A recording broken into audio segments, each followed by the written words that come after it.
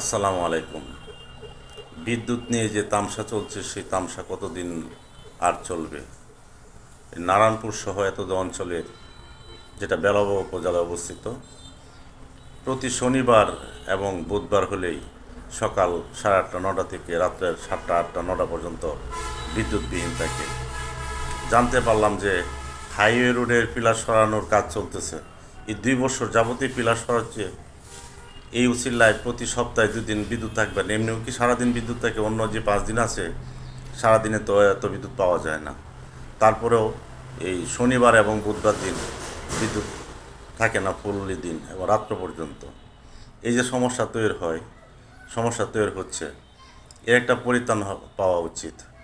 এগুলি থেকে মানুষ মুক্তি চায়, মানুষ রেগুলার বিদ্যুৎ চায়, নিরবচ্ছিন্ন বিদ্যুৎ চায়। আশা করছি কর্তৃপক্ষ বা নেতৃস্থানীয় যারা আছেন এই ব্যাপারটা সুরাহা করবেন। ধন্যবাদ সবাইকে।